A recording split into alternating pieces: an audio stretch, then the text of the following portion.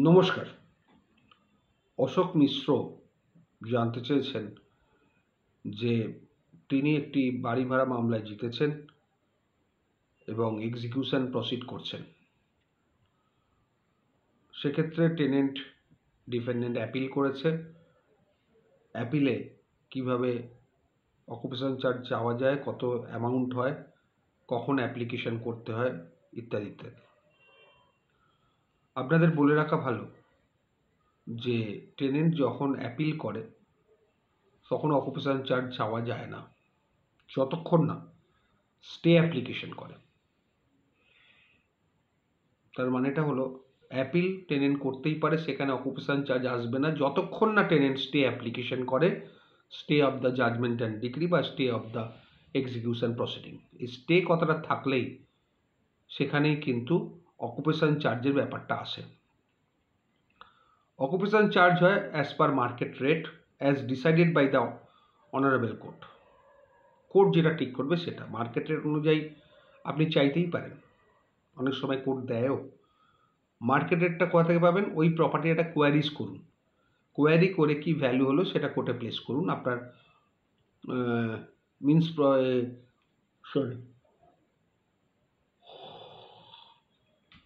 আপনার স্টে অ্যাপ্লিকেশনের সঙ্গে, তাহলে কোর্ট স্টে দেবে এবং অ্যাজ পার মার্কেট রেট বা মোটামুটি ভাড়ার সঙ্গে যার কোনো সম্পর্ক নেই। ভাড়া 10 টাকা হলে অকুপেশন চার্জ হয়তো 100 টাকাও হতে পারে, মানে ভাড়ার সঙ্গে কোনো সম্পর্ক নেই। তার কারণ হচ্ছে কন্ট্রাকচুয়াল টেনেন্সিটা শেষ হয়ে যাচ্ছে উচ্ছেদের ডিগ্রির সঙ্গে সঙ্গে। সুতরাং এখানে কোর্ট ঠিক করবে কতটা অকুপেশন চার্জ হবে।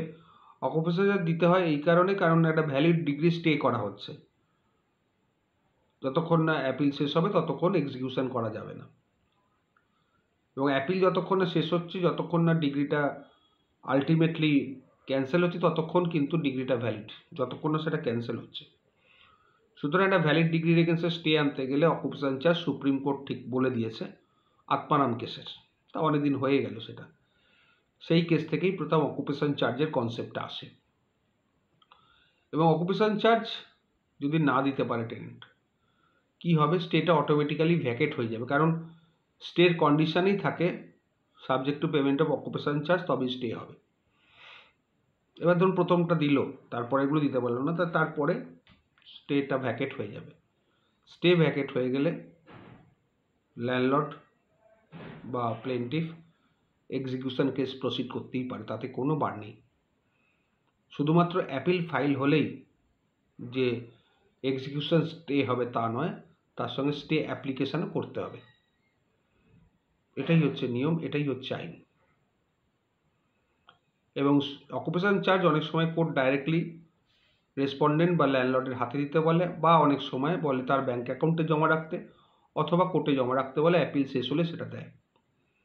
এবার অ্যাপিলে যদি দেখা যায় টেনেন্ট ডিফেন্ডেন্ট জিতে গেল, তাহলে সেই টাকাটা টেনেন্ট ডিফেন্ডেন্ট যদি কোর্টে জমা থাকে তুলে নেবে, এবং যদি ল্যান্ডলর্ড নিয়ে নেয় তখন অ্যাপিল কোর্ট ডাইরেকশন দেবে এই টাকাটা ফেরত দেওয়ার জন্য। এটাই হচ্ছে সিস্টেম। অকুপেশন চার্জ বারবার বলেছি, not as per rental value but as per market rate. অনেক সময় কি হচ্ছে যে এতটাই অকুপেশন চার্জ চাপানো হচ্ছে, টেনেন্টের মামলাটা লড়তে পারছে না, আলটিমেটলি সেটেল হয়ে যাচ্ছে। এরকম বহু জায়গায় হয়েছে। কারণ অকুপেশন চার্জের পরিমাণটা কিন্তু মারাত্মক হয় সাধারণত। আশা করি আপনাদের কোয়ারির জবাব দিতে পারলাম। ভালো থাকবেন। আর কথার মাঝখানে একটু হাই উঠছে, এই কারণে বললাম, খুব টায়ার্ড, শরীরটা সুস্থ নয় আমার, ওই জন্যে এই প্রবলেমগুলো আসছে। চেষ্টা করছি নিজেকে তাড়াতাড়ি স্ট্রং করার, দেখা যাক কি হয়। কারণ আমার ওয়াইফও ক্যান্সার পেশেন্ট, তাকে নিয়েও আমার প্রচুর চিন্তা আছে। আমার 2 মেয়ে ল পড়ছে, ছেলে আছে, পুরো ফ্যামিলিটাকেই আমার ওয়াইফ ধরে রেখেছেন। সব কিছু চিন্তাই আমার মাথার উপর আছে, প্লাস নিজের শরীরটাও খারাপ হয়েছে। এত চাপ। যাই হোক, আপনারা সবাই ভালো থাকুন। আমি এইভাবেই আপনাদের কোশ্চেনের অ্যান্সার দিয়ে যাব, তবে আগের মতো আর একাধিক ভিডিও করতে পারবো না হয়তো। যতটুকু পারি, যতটুকু শরীর পারমিট করে, কাজের ফাঁকে। কাজেরও প্রেশার প্রচুর বেড়ে গেছে, লোক প্রচুর আসে এখন। আগেও আসতো, কিন্তু ইদানিং অনেকটাই বেশি আসে, অনেকটাই বেশি প্রেশার ক্রিয়েট হয়। আর ম্যাক্সিমামই মামলা আসে লাস্ট মুহূর্তে, যখন সব জায়গায় আসা ছেড়ে দেয় সেই সময়। এবং সেই মামলাগুলো চালানোটা খুব প্রেশার পড়ে ব্রেনের উপরে। কারণ আমি চেষ্টা করি লাস্ট অফ অল লোককে বাঁচাতে, সে প্লেন্টিফ আসলেও বা ডিফেন্ডেন্ট আসুক, যেই আসুক না কেন। আমার কাজ হচ্ছে প্রতিনিধিত্ব করা এবং মামলাটা জেতা, এটাই আমার কাজ।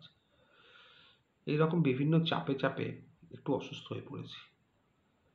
তাও চেষ্টা করি আপনাদের যতটা কোশ্চেনের অ্যান্সার দেবার।